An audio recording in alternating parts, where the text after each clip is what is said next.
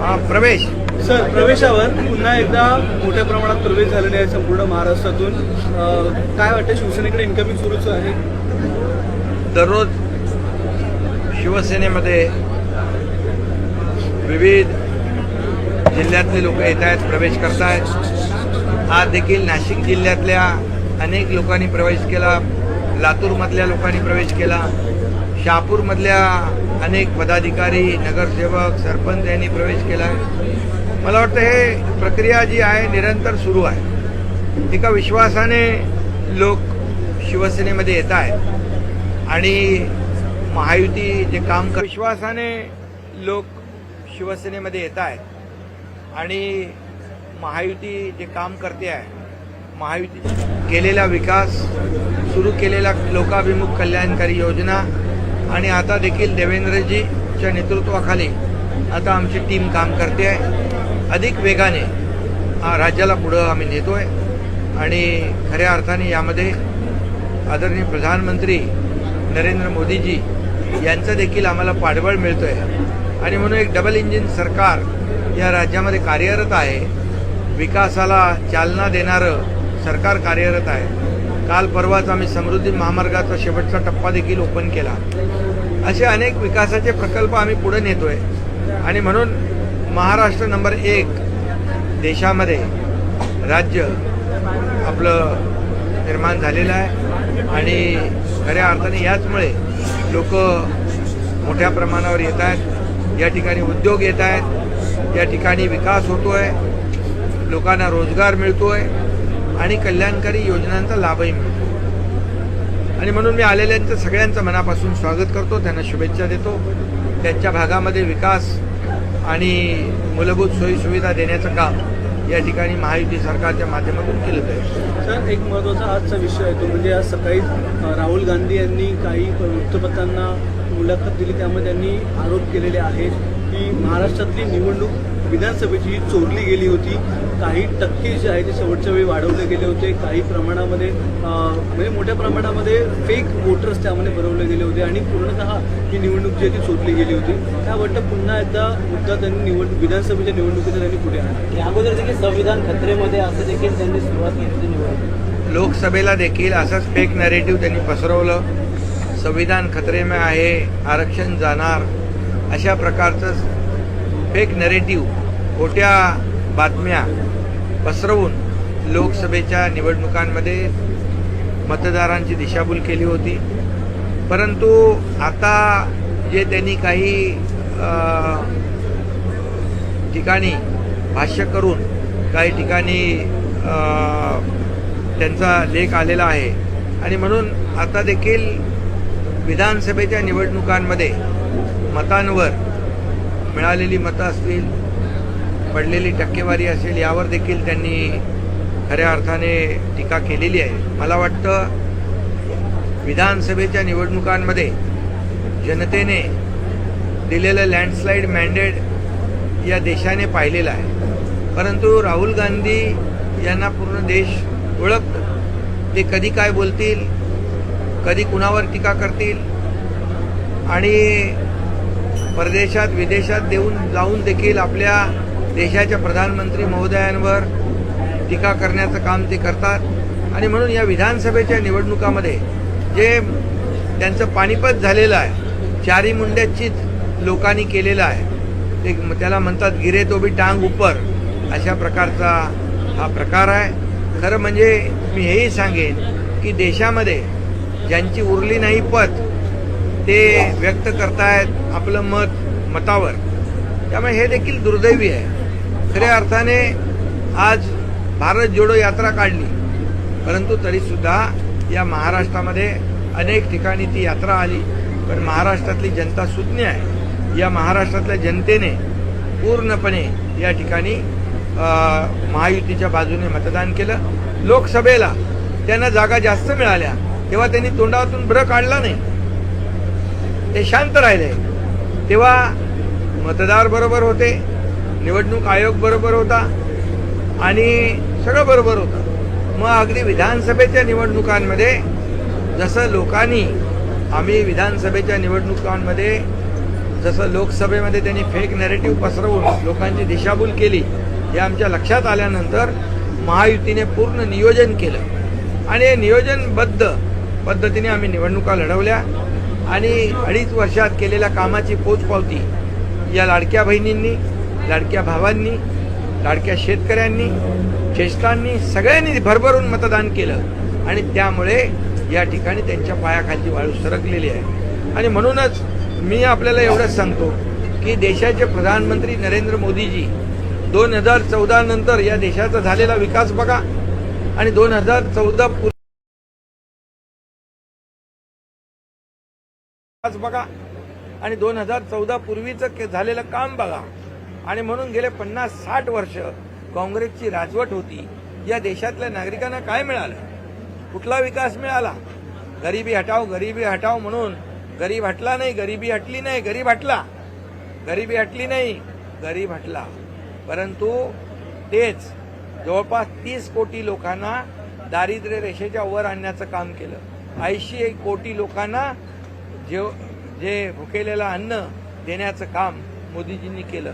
अनेक योजना केल्या, मी त्याच्यामध्ये जाऊ इच्छित नाही. लखपती दिदी योजना केली, ड्रोन दिदी योजना केली, उज्ज्वला योजना केली, जनधन योजना केली, अनेक योजना केल्या आणि सर्वांना घरं म्हणजे रोटी, कपडा, मकान देण्याचं काम देशाचे प्रधानमंत्री नरेंद्र मोदीजींनी केलं. काँग्रेसने काय केलं?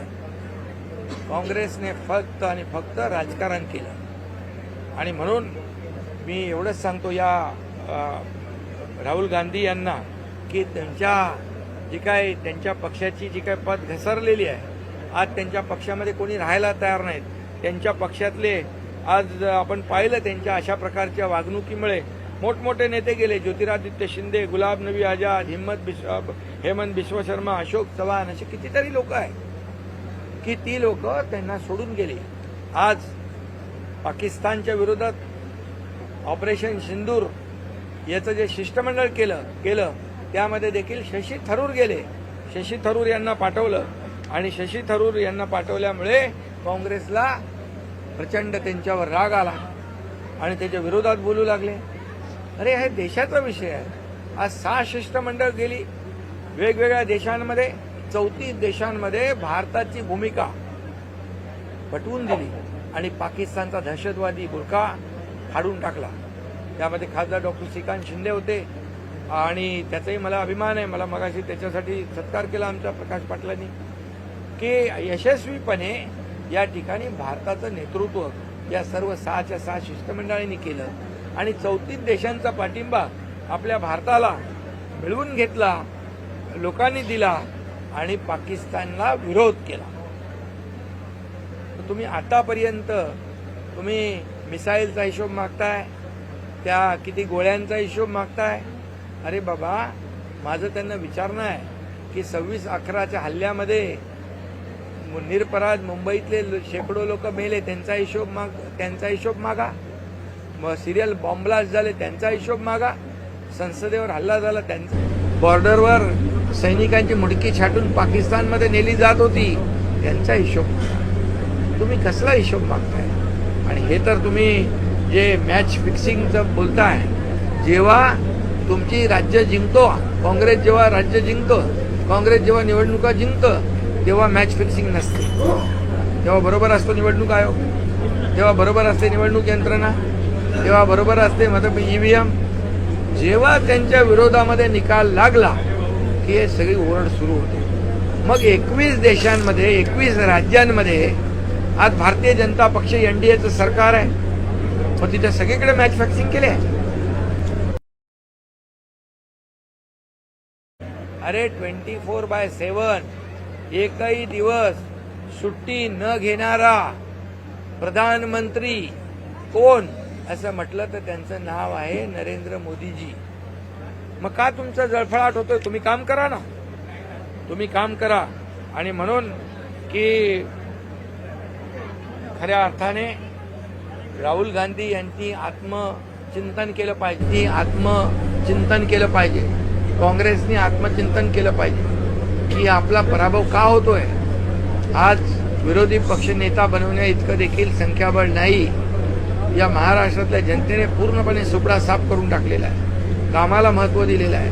आणि म्हणूनच मी एवढंच सांगेन की अख्खा देश या भारत पाकिस्तानच्या लढाईमध्ये मोदीजींच्या मागे उभा राहिला, लष्कराच्या मागे उभा राहिला, तिन्ही सेना दलाच्या मागे उभा राहिला. आणि हे तर वेगवेगळ्या प्रकारचं प्रश्नचिन्ह निर्माण करतायत. या पाकिस्तानच्या लढाईच्या विरोधामध्ये, आपल्या लष्कराच्या कारवाईच्या विरोधामध्ये, ऑपरेशन सिंदूरच्या विरोधामध्ये प्रश्नचिन्ह निर्माण करणारे ही कुठली देशभक्ती आहे, हे कुठली राष्ट्रभक्ती आहे, असा माझा सवाल आहे. आणि म्हणून विदेशात जाऊन देशाची नेहमी बदनामी करणाऱ्या राहुल गांधींनी अनेक वेळा हे केलेलं आहे, अनेक वेळा असं भाष्य केलेलं आहे. आणि म्हणून मी काय बोलणार त्याच्यामध्ये, मी आतापर्यंत बोललो नव्हतो, पण असा देशावर जेव्हा देशाचा विषय येतो त्यावेळेस देशभक्ती आणि राष्ट्रभक्ती प्रत्येकाच्या रक्तामध्ये जागृत झाली पाहिजे. असं नाही देशाच्या बाहेर जाऊन देशाची बदनामी करणं, हे तर सोच गांधी.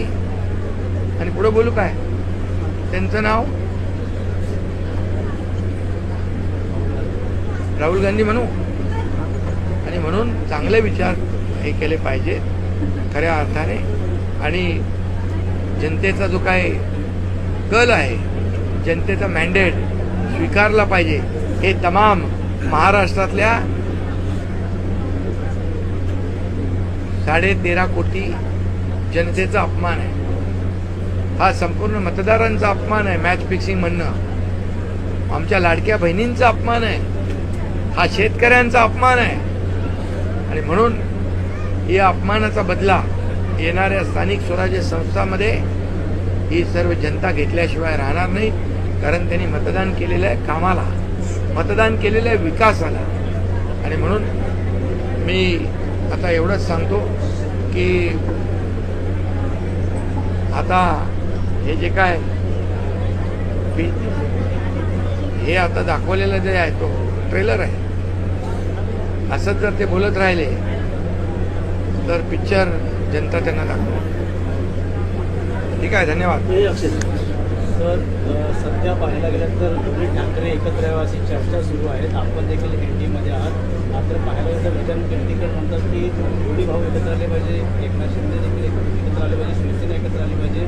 मात्र काय वाटतं अनेक ठाकरे गटाचे लोक तुमच्याकडे प्रवेश करत आहेत, महाराज देखील दूर करत आहेत. खरं म्हणजे मी एकच सांगतो की लोकशाहीमध्ये कुणालाही कुणाच्या बरोबर जाण्याची, कुणालाही कुणाच्या बरोबर युती करण्याचा अधिकार आहे.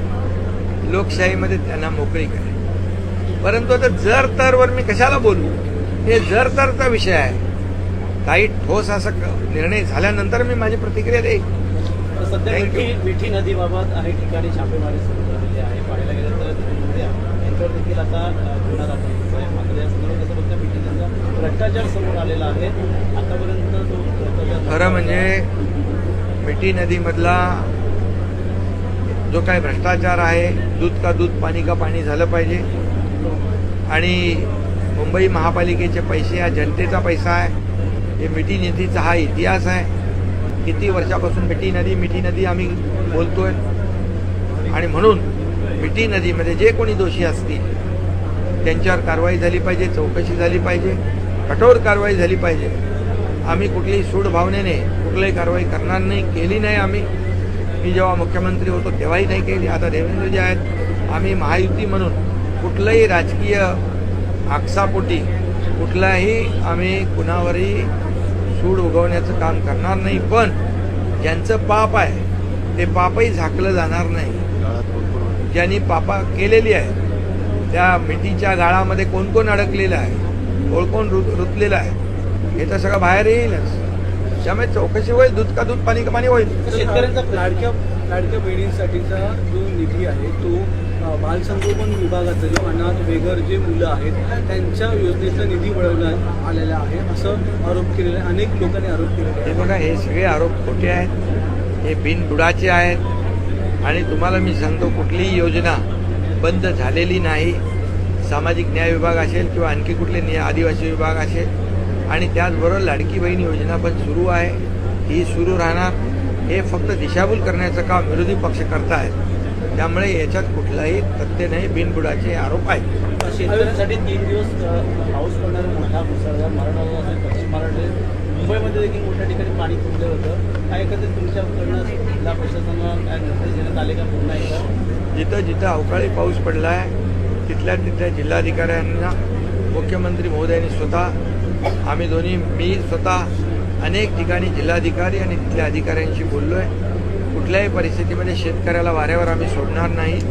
तिथे तात्काळ पंचनामे होतील आणि त्यांना नुकसान भरपाई मिळेल. अयोध्येच्या वेळीच एकनाथ शिंदे जे आहेत ते जाणार होते शिवसेनेसोबत आणि त्याचवेळी आमचं बोलणं झालं होतं एकमेकांशी. तर संजय राऊत यांनी एबीपी माझ्या गटावर येऊन बोललेलं आहे. पुन्हा एकदा आपलं नाव घेतलेलं आहे त्या पुस्तकाच्या नंतर. म्हणजे अयोध्येच्या वेळी ज्यावेळी दौरा झालेला होता 2021 त्याचवेळी शिवसेनामधून बाहेर पडणार होते. तुम्ही देखील आमच्याबरोबर बाहेर पडा असं ते मला म्हणाले होते. मला नाचवण देता मी काय जाणार नाही कुठे, दुसरं काही विचार करणार नाही असं मला म्हणाले होते संजय राऊत. असं संजय राऊत बोलतात. ते काय म्हणाले ते तुम्ही त्यांनाच विचारा ना, मला काय विचारताय? त्यामुळे ते तुमचं मी तर माझं काम करून मोकळा झालो. माझा गट खोटंच बोलतो. अरे बाबा, जे बाळासाहेबांचा विचार ज्यांनी सोडून कुणाशी सोयरीक केली, जे बाळासाहेबांना कधी नको होतं, त्यांच्यावर सत्तेसाठी खुर्चीसाठी तुम्ही गेला, तर मी त्याच्यावर काय बोलणार? आता बाळासाहेबांच्या नावाला ज्यांनी बट्टा लावलाय ते तुमच्या कट्ट्यावर येऊन नसंच खोटं बोलणार. ठीक आहे, चला.